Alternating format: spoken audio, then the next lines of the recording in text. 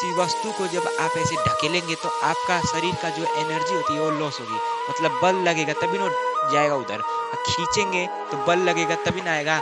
मतलब बाल्टी में पानी लिए जब उसको उठा रहे हैं तो बल लग रहा है तभी ना उठ रहा है। और उसको रख रहे हैं तो भी बल लग रहा है तभी ना उसको आराम से रख दे तब आराम से ऐसे चल लेंगे, ऐसे ऐसे आराम से। तो बल लग रहा है। हेलो फ्रेंड्स, आप सभी लोग का स्वागत है हमारे आज के इस वीडियो में फिर से। देखिए, आज के इस वीडियो में हम पढ़ाने वाले हैं आपको क्लास 9 के जो अर्धवार्षिक परीक्षा होने वाली है उस परीक्षा के बारे में। कुछ आपको हम बताएंगे। जो पेपर है वो विज्ञान का पेपर है, ठीक है।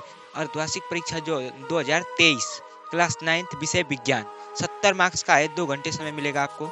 इसी पेपर को हल करेंगे। देखिए, 1 से 20 तक उत्तर आपको OMR शीट पे भरना है, ठीक है। 1 से 20 तक उत्तर आपको OMR शीट पे भरना है। और जो क्वेश्चन होंगे उसको आपको राइट करके लिखना है, ठीक है। लिखना है। तो चलिए इस पेपर को आज हम हल कर लेते हैं। पेपर देख लीजिए। इस पेपर को हल करेंगे तो सबसे पहले दिया गया है खंड क में अति लघु उत्तरीय प्रश्न में। पहले क्वेश्चन का ए नंबर का दिया गया है बल का परिभाषा तथा मात्रक लिखिए। तो यहाँ पे दिया गया है बल का परिभाषा तथा मात्रक आपको लिखने के लिए करा है। तो चलिए आपको हम बता देते हैं। पहले परिभाषा बता देते हैं, उसके बाद लिख लेते हैं। बल का परिभाषा, किसी वस्तु को, देखिए यहाँ पे इसको हम रख लेते हैं।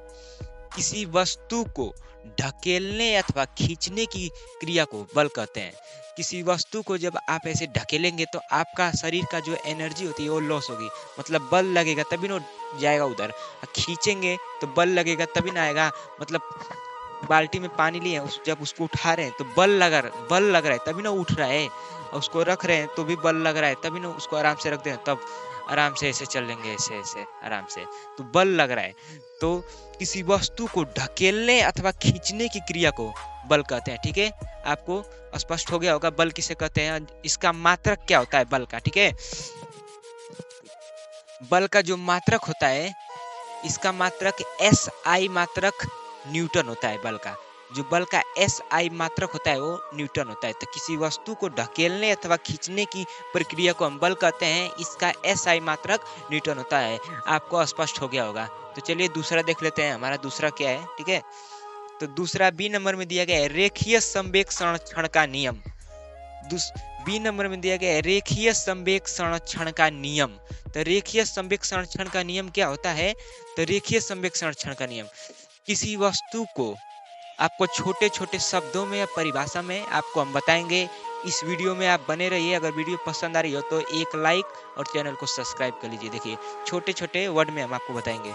परिभाषा भी एकदम याद करने में आपको आसानी होगी। तो देखिए, रेखीय संवेग संरक्षण का नियम बोले या रेखीय संवेग संरक्षण का सिद्धांत बोले, आपको एक ही परिभाषा लिखनी है। कौन सी परिभाषा है? तो रेखीय संवेग संरक्षण का नियम, इस नियम के अनुसार, आप ऐसे लिख सकते हैं या डायरेक्ट लिख दीजिए, किसी वस्तु के टकराने के पहले का संवेग और टकराने के बाद के संवेग के बराबर होता है। आप ऐसे भी लिख सकते हैं या ऐसे लिख लीजिए, इस नियम के अनुसार किसी वस्तु के टकराने के पहले का संवेग और टकराने के बाद के संवेग के बराबर होता है। आप ऐसे भी लिख लीजिए। आपका परिभाषा एकदम सही है।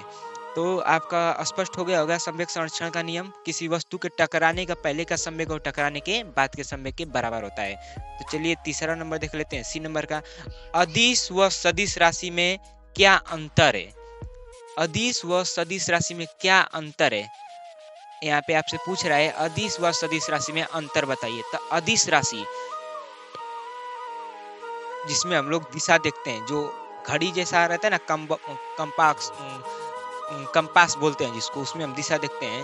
वो देखिए, इस दिशा, जिसमें दिशा हो, देखिए अगर बोले अदिश व सदिश राशि, तो अदिश राशि जिसमें दिशा हो और परिमाण भी हो उसे हम अदिश राशि कह सकते हैं। जिसमें दिशा भी हो, पता चले कि किधर, बताए किधर दिशा है, आपको बताए कोई सवाल दे उसमें दिशा भी बोले तो वो अदिश राशि है। उसमें पता चले आपको दिशा दिए तो वो अदिश राशि हो जाए। उसमें परिमाण भी हो, अदिश राशि हो। और सदिश राशि जिसमें दिशा ना हो उसे हम सदिश राशि कह सकते हैं।